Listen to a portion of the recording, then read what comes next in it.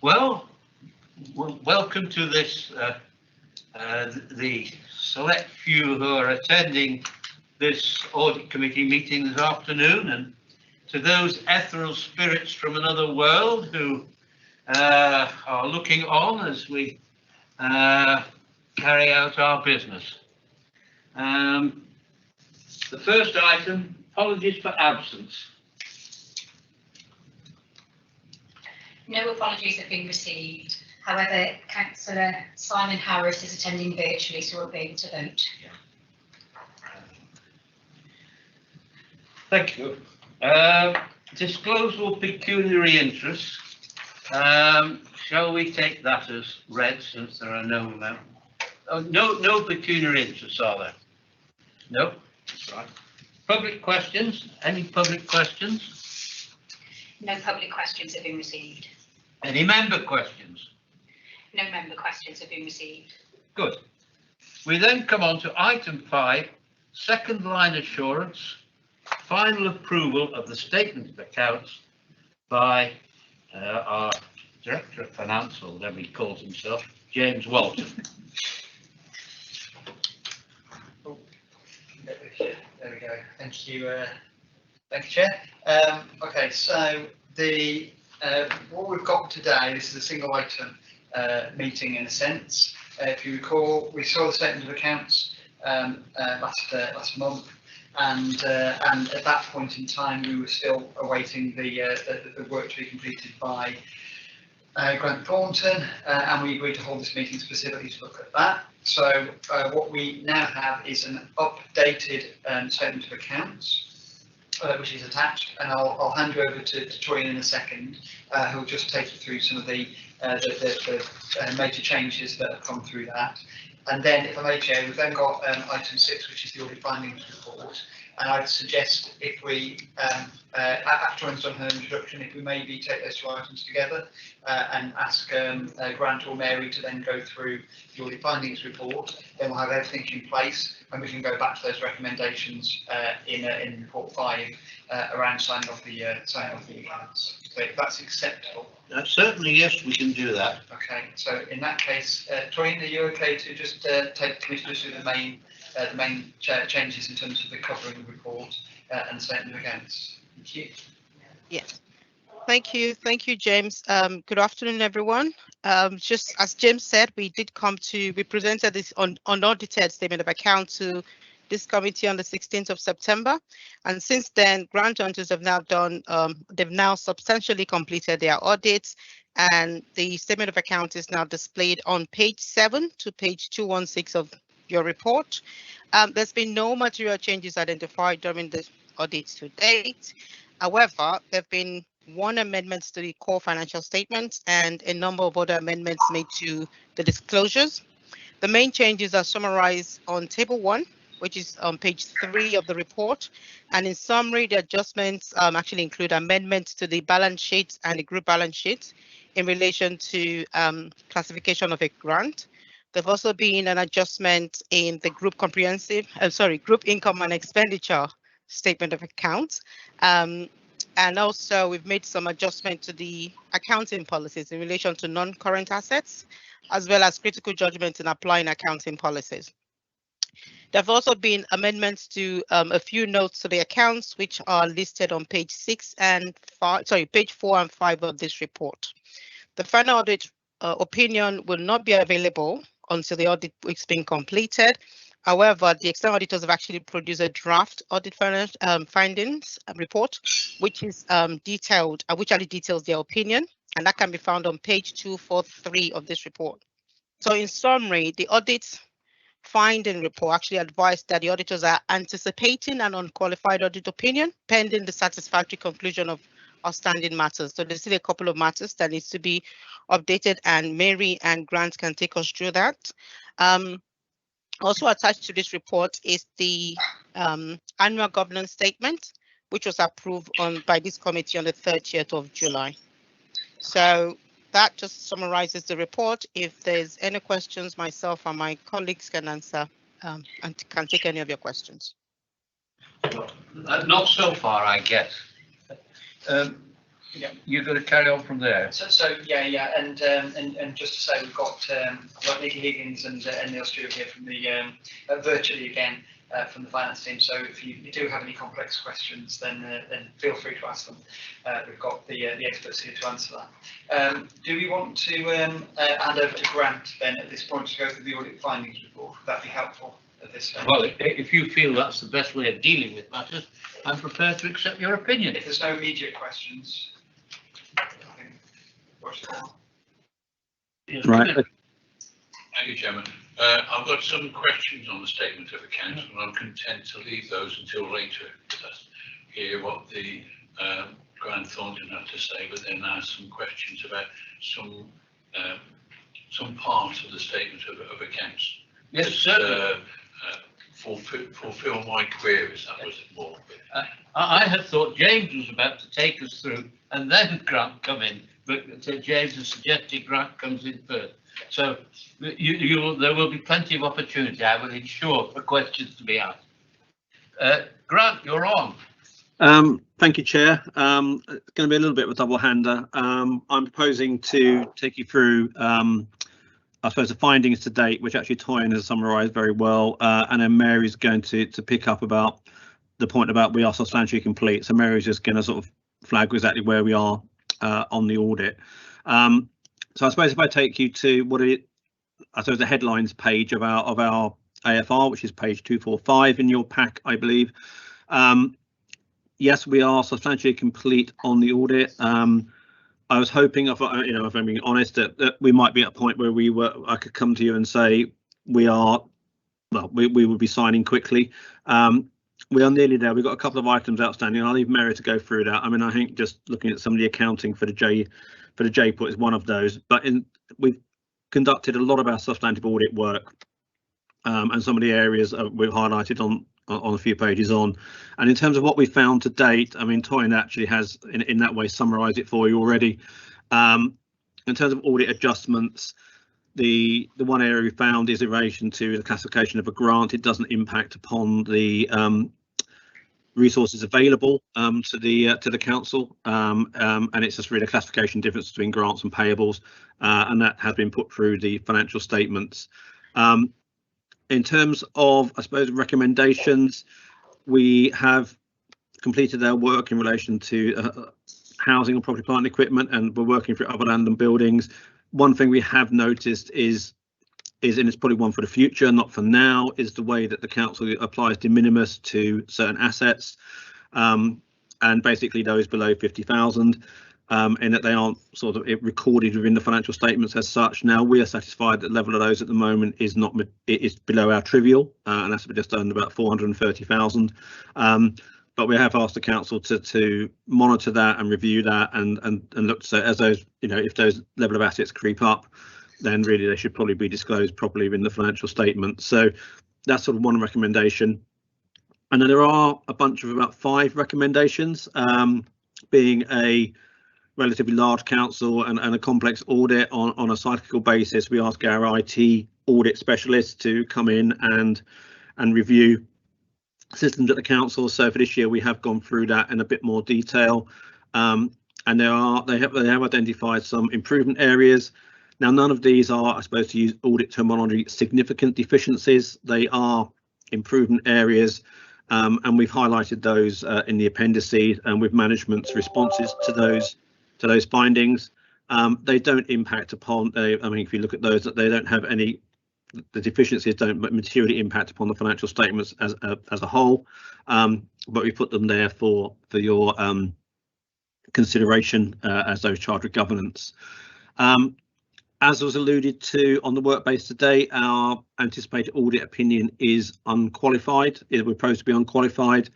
We haven't had any significant issues with the financial statements, but it is subject to completing our work.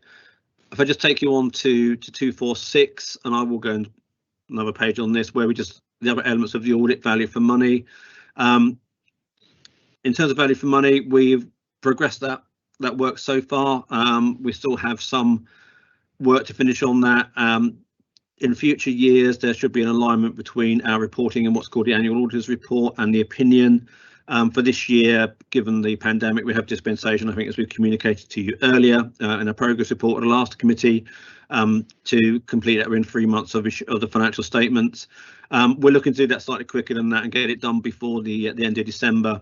What I suppose I need to feedback to you in a moment is from our work to date, we haven't identified any significant weaknesses, but we will be drawing that together in a more detailed report for you towards the end of the calendar year. One element probably just to bring to your attention that wasn't there in September is around statutory duties. We have received communications from 2 electors within the council, I suppose within the county, having looked at them from the statutory purpose. They do meet the criteria for being considered objections to the financial statements, and at the moment in relation to those, there is one where we're hoping that the individual is in communication with the council, and we're hoping that the council and the individual can resolve the differences or the discussion between them. The second one, I feel that we will need to undertake some work on, but it does cover issues that have been raised, not by myself, by previous audits, but there is some elements for this year's audit, but we will just be focusing on the issues around this year's audit. So there are, so there's 2 objections on the accounts that we received, and we're looking to complete those again. I think I'll work on that before Christmas as well. The impact of that really is not so much on, I'm satisfied that they won't have material impacts upon the accounts, but it means we can't issue the certificate to formally close the audit. Based upon those, the fact we haven't finished our VFM work as well, and there's also one element around the whole of government accounts, and you're not alone in this, is the government hasn't issued a guidance yet on what you're meant to do on the whole of government accounts, and that's not expected until December.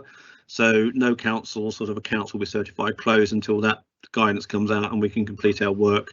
And being a sort of category 2 audit, there will be it's more than just sort of it's a couple of days work or a week's work for us potentially to do that. So that's probably just an update on certifying the close as opposed to issue the opinion. In terms of, if I just going through the, I will pass over the page 248 because Mary will come back to where we are on work that's outstanding. If I just take you to 249, just a reminder, when I say trivial, I say our materiality for the audit is generally 8.7 for the group and as a whole, and then that's the working point. And I say that's where we've got trivial is just over £400,000 in relation to that. So that's where we're looking to about are the council materially restated. Moving on just to those significant risks in terms of management override controls.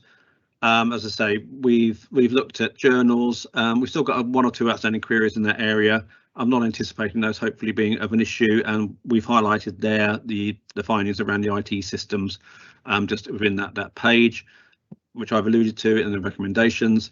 I'm not anticipating there being any issues coming out of that, but that we've nearly finished our work in that area. On the next page, we've looked at our work in relation to, I suppose, fraud in revenue and also expenditure.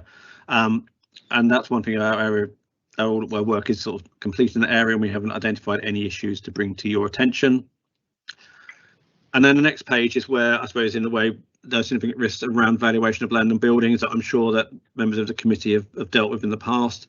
In terms of other land and buildings, our work in that area is still progressing. We've got some final queries back in that we are going through in terms of talking to the valuer. And we're working through those, and I'll let Mary go into that. Once we completed that, then hopefully we can close that part of the audit down. In terms of valuation of council dwellings, we've just completed our work and we haven't got anything to report in relation to the valuation of council dwellings within the financial statements. Moving on to page 254. We did look at the operating expenses as part of the council work as a specific one. We haven't got any matters to report in that area. And then I've also at the bottom of that one, we're just highlighting that in terms of the JPUT, because of the collapsing of the investment companies and then bringing them back on balance sheet, we've just got to finalise our review of the accounting entries for that. And it is a relatively complex area in that sense. So we're still sort of in liaison with officers around that, and I think there is a report that the council had done for itself to help it with that, which we just need to have sight of before we can sort of finalise our work in that area. So that's probably the one of the big areas we're still working on. On page 255, really just summarising there the group audit. Because of the size of the elements within the group audit, we don't have to issue instructions to any group auditors, and we've performed analytical reviews of the subsidiaries or of the associates, and there aren't any issues that we need to bring to your attention there. The one area is West Mercia Energy, and that's more in relation to looking at the pensions elements of that element and just making sure that the council's share is appropriately reflected within the financial statements. But I think in total that's not material, so it's unlikely to be a material issue for the financial statements. On page 256, I won't go into this. We've identified a control deficiencies again. IFRS 16, I'm sure as you're aware, has been delayed into 22-23, so we'll pick that up as part of that audit. And then on the other pages, on 257 and 258, we begin to look at those estimates and key judgments. As I say, with other land and builders, we haven't finished our work there, so we'll come up with an overall assessment once we've completed that work and a review of that. In relation to housing, as I say, nothing to report in terms of the valuation of council dwellings. We're happy with the beacon approach and the assumptions used by the valuer. On page 259 is the net pension liability and the assumptions used in that. All the council's assumptions are within the expected ranges and reflect the local circumstances. Therefore, again, we're comfortable with the way that assessment of that liability has been put together by the council's expert, effectively actuary, and therefore reflected in the financial statements. On page 260, one element probably just here we're looking at nationally is around levels of minimum revenue provision, and what we've done is we have done a sort of, I suppose, a benchmarking across our client base around the levels of MRP. The council comes out, you know, relatively, I suppose, in line with the average level of money put aside. A lot of these issues that we're looking at, and I don't believe the council's in this position, is where those councils maybe have taken out loans for either or taken out, you know, borrowing, sorry, that it then passes on to either subsidiaries or used to buy investment properties, and they've taken a decision, or a lot of councils take a decision not to charge MRP on that on the basis of the valuation of the investment properties that anyway outweighs the loan, and therefore the loan can be repaid effectively from any sales of assets in a future point in time. I think it's coming to light that interpretation of the guidance, I don't think is absolutely correct. So we've been looking at that across our base of clients. As I say, I don't think the council falls into that remit, but we haven't finished our work in that area right now. So we're just flagging that now that we're still completing some work in that area. Again, on the next page, on page 261, we're just looking at provisions, and no issues around the provisions you've set aside as a council. And then there are other communication requirements, and I don't think there's anything I particularly need to bring to your attention there around those communications. And on page 264, we're satisfied with going concern. And as I say, we've looked at the annual governance statement on page 265, just to summarise there. We treat it as other information, and it's consistent with our knowledge and understanding. So moving on then, I think to page 267, that's where we summarise our work on value for money. I don't think I have any more to add to what I've said to that already. On page 267, just saying where the documents we've read in terms of that, looking at the medium-term financial plan. One element I think we pick up in the appendices is following up with previous recommendations, and one of those was around savings plans. And we know that is a sort of work in progress for the council, and the pandemic has clearly impacted upon all councils' ability to achieve those plans that they set out. And with the budget coming in next week, I suppose that needs to be understood as well in terms of where the council's, I suppose, short and medium term financial position lies. But again, we haven't found any significant weaknesses in your approach and that of officers in relation to medium term financial plan, but we'll report in more detail about that, let's say, towards the end of the year. And our work on the highways contract, to say, is you know, we've read the work the internal audit have undertaken. I say we haven't flagged any significant weaknesses of that, but that is still working in progress. And And then we go on to independence. We still remain independent. We flag our audit work, and then there's the recommendations. And Appendix B is the one where we take you through the audit adjustments, and that's where we flagged the grant. And as Torian was alluding to, the disclosure changes are reflected within there. So that's sort of a whistle-stop tour of the AFR. I don't know whether to take questions now or whether it's going to be easier if I hand over to Mary to sort of talk to you through the where exactly we are in terms of the outstanding items. Well, Grant, if I may say so, I've got a couple of matters that I raise with you. First of all, you talk about reporting back by the end of the year. You'll probably be aware that we have a meeting on December the 9th, which in terms, when you think about the Christmas break and so on, is only about 10 days effectively before the end of the calendar year. Will you be able to report back to us by our meeting on December the 9th? I have to go. I'm hopeful. The answer is yes. I mean, in terms of this is the annual auditor's report, so this is a bit of value for money work. If we can get that done in November, which then I think there is a we might be able to hit that date. I just need to speak to Mary because I know that she's undertaking that work, and we may well be using specialists to sort of help as well. So I know a lot of the stuff around, I think the medium-term financial plan has been sorted. I think we've got to do a bit more work around sort of governance and free economy, efficiency, effectiveness elements.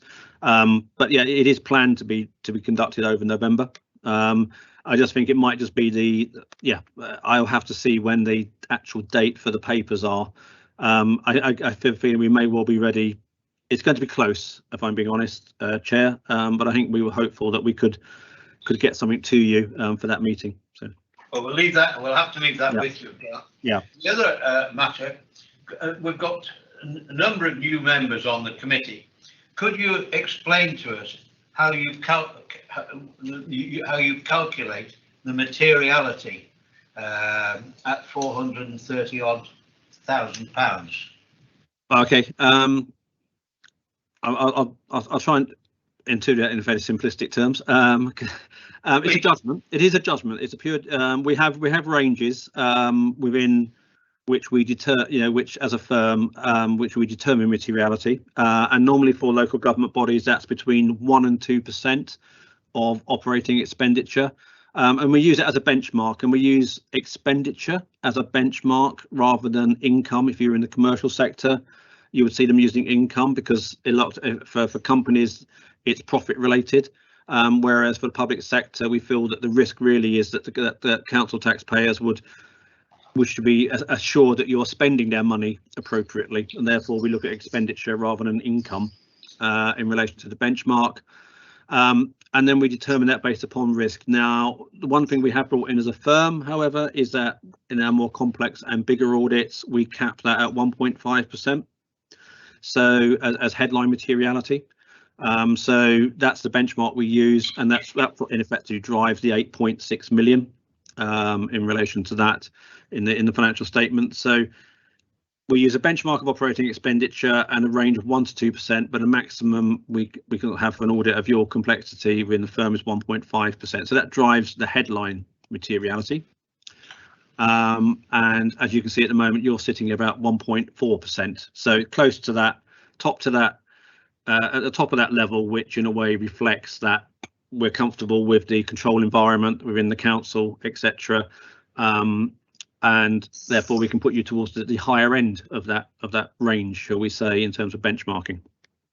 So that sets the headline. So and that really, when we're looking at that, is if a reader of the accounts read your financial statements, that's our view that if any of the numbers were out by that amount of money, they could potentially be misled. And when we say misled, that is more towards an economic decision-making process, not necessarily sort of any other elements around that. But when we then the other two elements you see in there is, well, how do we use that to help drive our testing?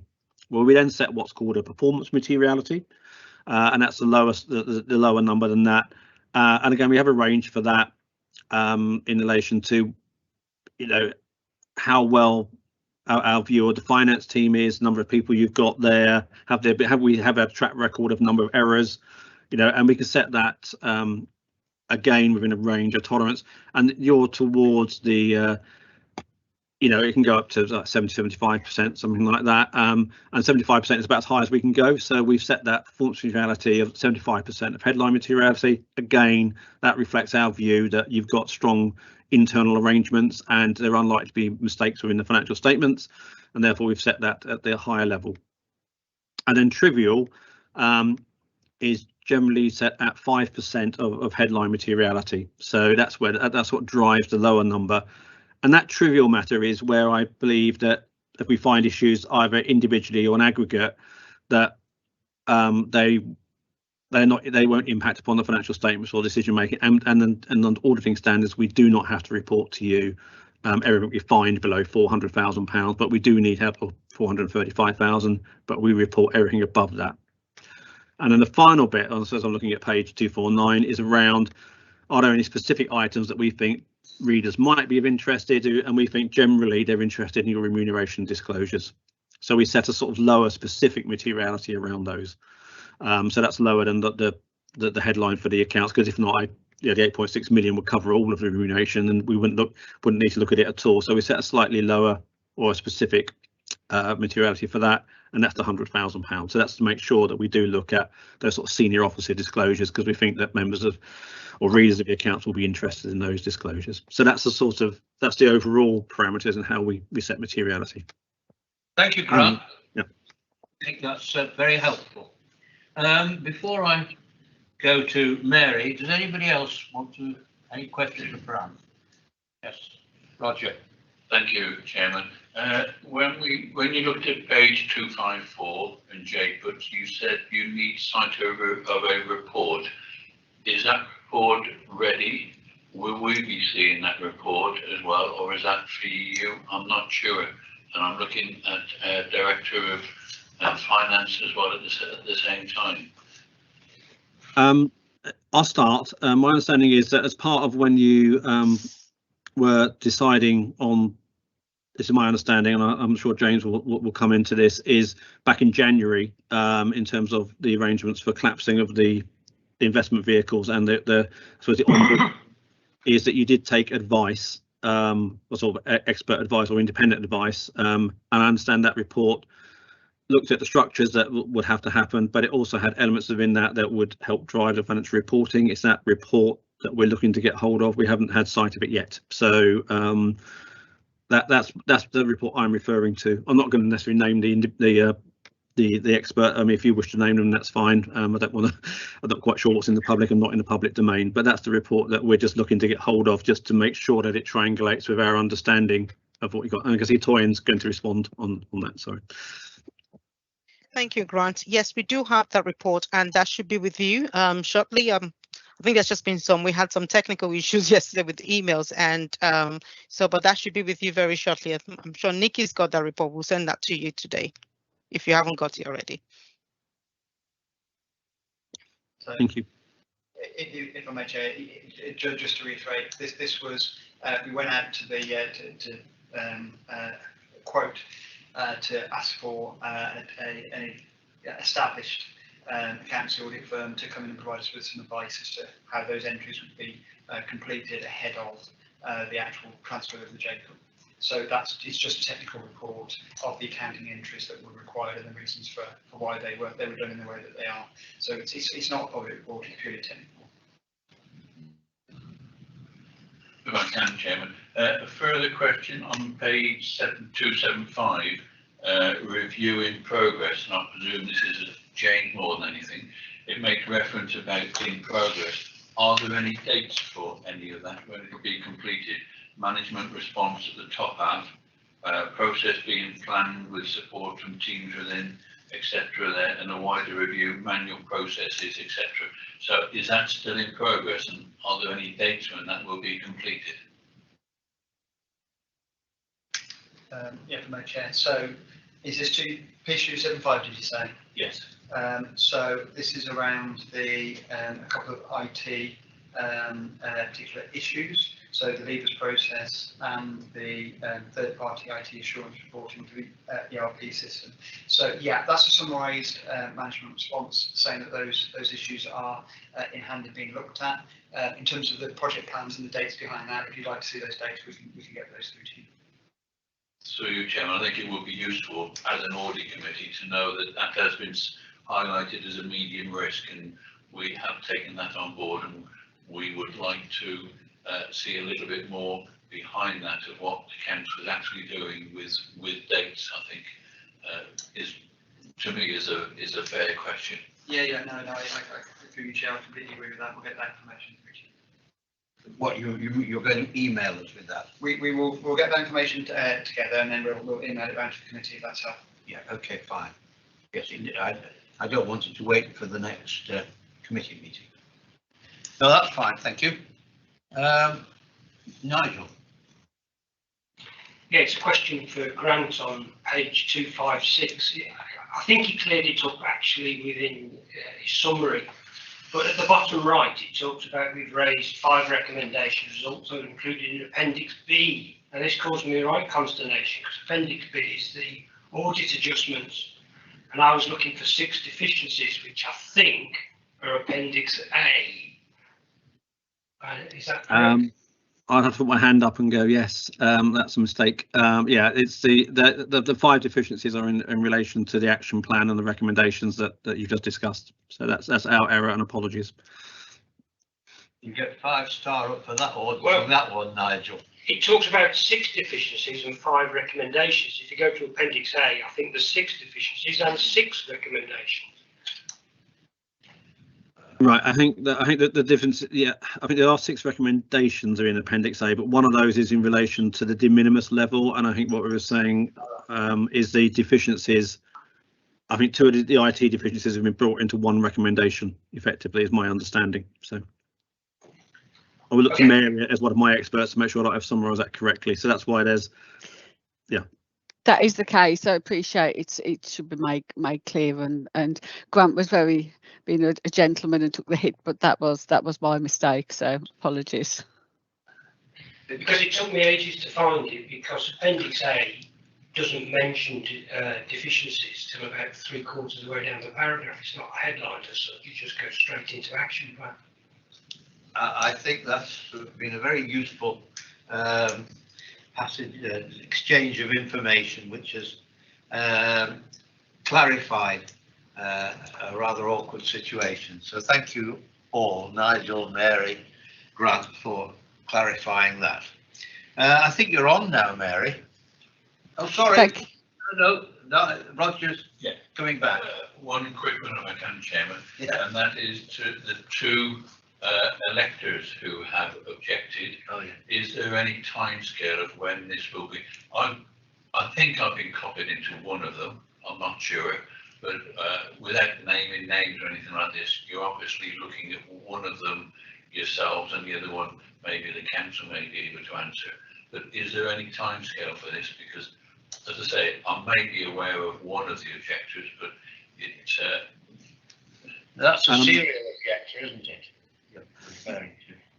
I don't know if it's a serial objector or not. God, I've got one, but I don't know what the other one is, and it may be the second one or the first one. I don't know.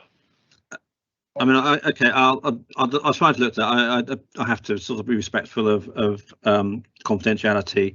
I think there's one where we know that the individual has been in contact with the council has responded to them, and they've come back and said, "Don't think you've quite answered the question I asked you," and we're suggesting the council has agreed that it will attempt to go back to that person. We're hoping that the council will go back to that individual in the next couple of weeks. I don't want to put necessarily James and Kerry on the spot in that sense to see if they can address the issues. If that happens, and because of the way we always deal with objections, in the first instance, because it does cost you money. Basically, if we have to look at these things, is if it can be resolved between the council and the individual, that's clearly the best way. So if that happens, then generally our work, we wouldn't have to look to do any more work after that. So I think hopefully on that one in the next couple of weeks, we'll know whether we need to do or undertake any work on that. And the next question, the next one is, there is one of the objections, yes, is it on a theme that we have dealt with as a firm in the past. I don't think me personally, but certainly my predecessors have dealt with, and we will be starting work on that. My hope is that we will look, if we have to do work on that again, we would look to resolve it as quickly as possible. There's a certain statutory process we have to go through in terms of doing our work, then responding to the objectors, and then getting that through. My hope is that we will look to process as quickly as possible and by Christmas. So, but I think that would be, we'll give you an update at the 8th of December meeting. So, thank you. Okay, we look forward to the update. That's it, right? Before we move on to Mary, right? Mary, please. Thank you, Chair. I think we've actually touched on most of the items, but just to give an idea, obviously this report's written at a point in time which was over a week ago, and in the world of audit, a week is quite a long time. So in relation to the points that we've got highlighted in the traffic light system, if we want to call it that, on page 248, we have received a significant proportion now of the responses, and we're working through those. Obviously, they're subject to review by both myself and Grant, so that there is always that caveat that there may be additional queries which could come out of that review. Just to touch on a couple of the red points, if we want to call them that, we have to quite some technical challenges in relation to the valuation reports. You do use an external valuer who've been responsive, but the assumptions, they are quite technical. They do take quite a time to go through. So we have received a response now from the valuer, but we do have a smaller volume of queries in relation to the responses that they've provided. So I'm hopeful that they can be closed down quite quickly. As Grant mentioned, the other item there is the JPUT report. So once we receive that will go through our review process as well. Another area which, from a perspective that Grant already mentioned, is that our IT team do a cyclical review of IT processes. So this year you've also received what we refer to as a technical review, and that involves a member of our technical team also being involved as part of the core audit team, but looking at some of the more technical elements of the accounts. One of those areas is PFI. So what we do is our PFI specialists will look at your detailed models and just make sure that they are operating as expected. Obviously, they've been operating for a number of years. We wouldn't expect anything to come out of that, but it is just a good practice to get those looked at every few years, just to bolster that level of assurance, so it's not just rolling forward. There've been a few technical issues with getting your PFI models into our team's sort of review process, as it were. So that we have now received, and that is in process. So we're not expecting anything to come out of that, but it is a point that we do just need to close down. I think we've touched on everything else. I wasn't going to go into any more detail. It is just a process now of the team clearing through those points and going through the relevant review process. But happy to take any questions. Can I ask you, Mary? We've only got 2 PFI contracts, haven't we now? One's waste And one's, Yes. Community services. What's the other one, James? It was quality and community services. It was a number of buildings around community and social care. So these are the 2 you're referring to when you refer. It is. And if, for example, we do have clients who have a new PFI, they would automatically go through this technical review process, because, to be honest, when you start a new PFI, most of the errors or contentious items are likely to happen at inception.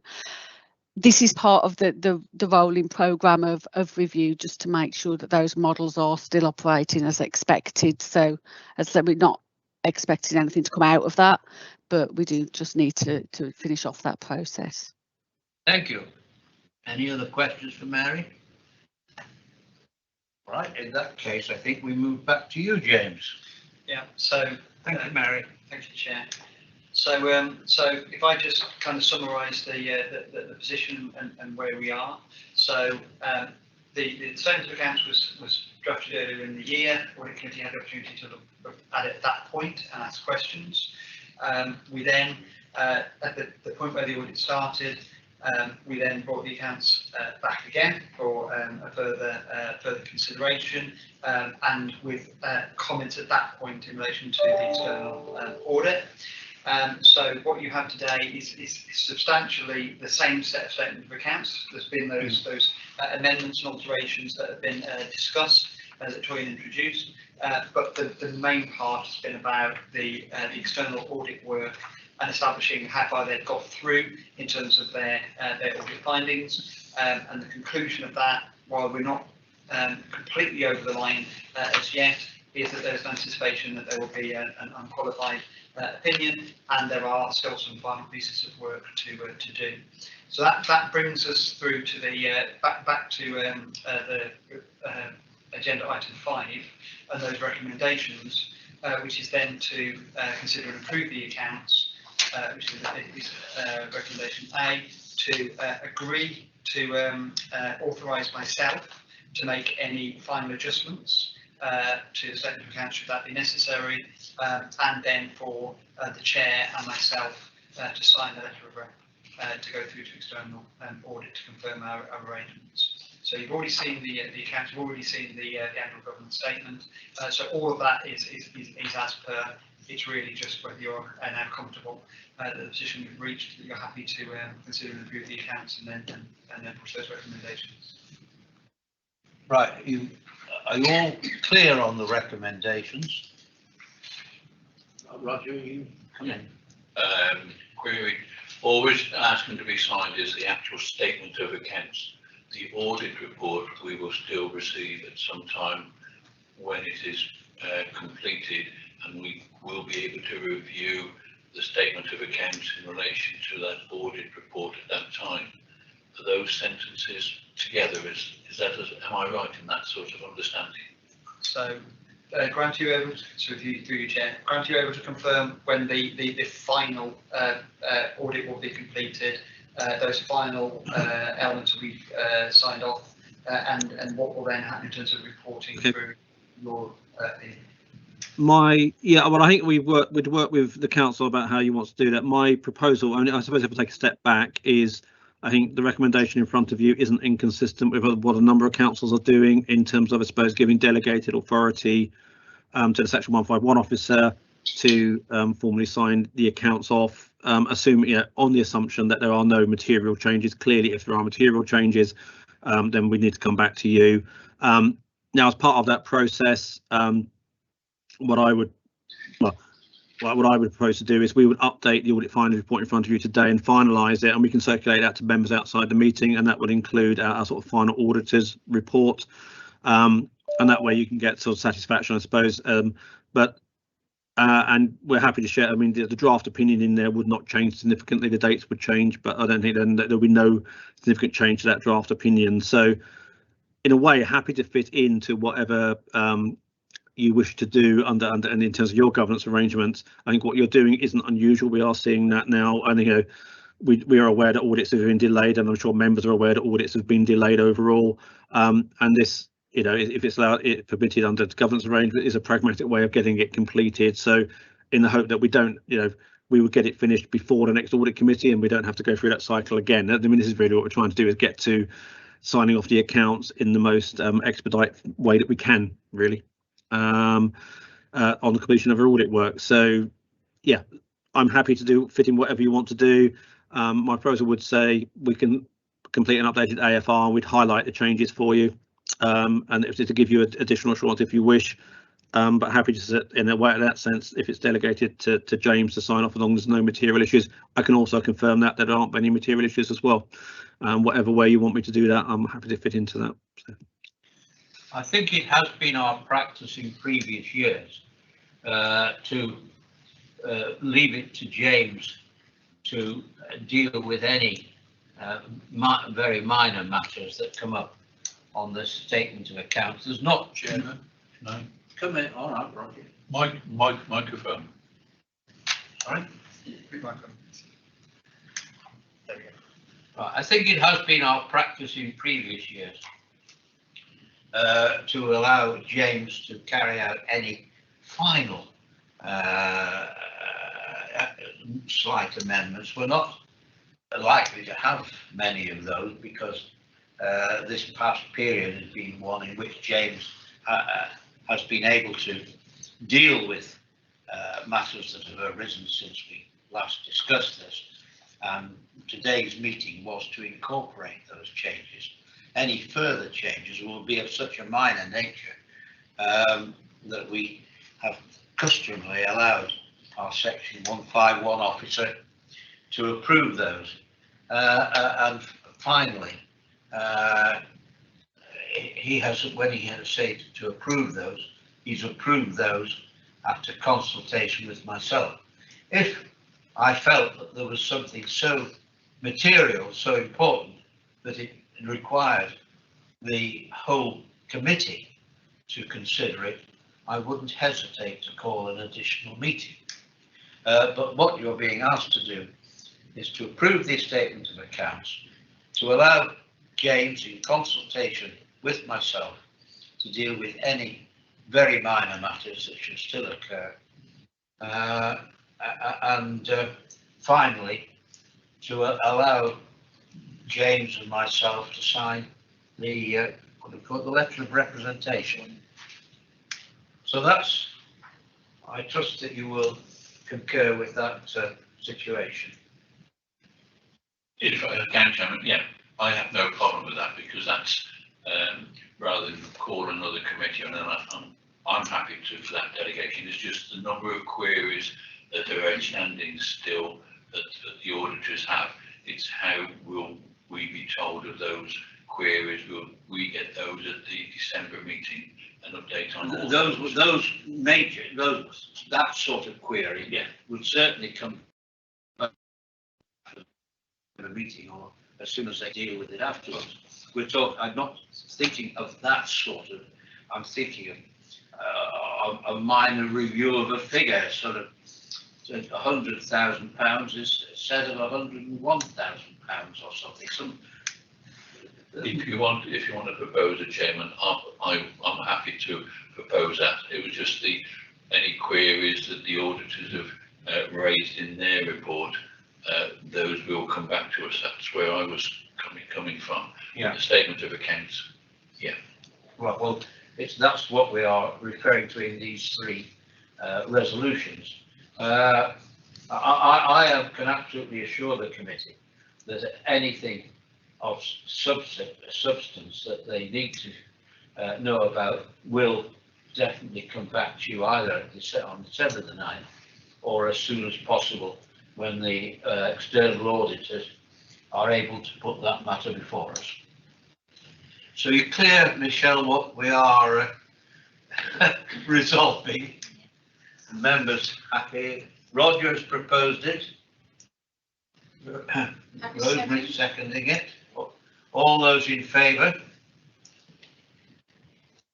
Thank you. Have we any other business to conclude? The only thing on the agenda is the next meeting, but there's no further items in relation to the accounts. Everybody happy that they are fully acquainted with where we are now? Those beyond the pale as well as those within the room? Yeah. Okay, thank you all for your attendance, either remotely or present.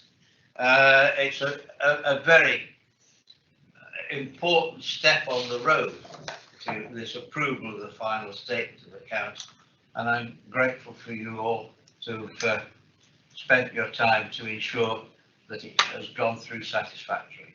Thank you indeed. Thank you, Brian. Thank you for your chairmanship. Thank you, Chair. Thank you.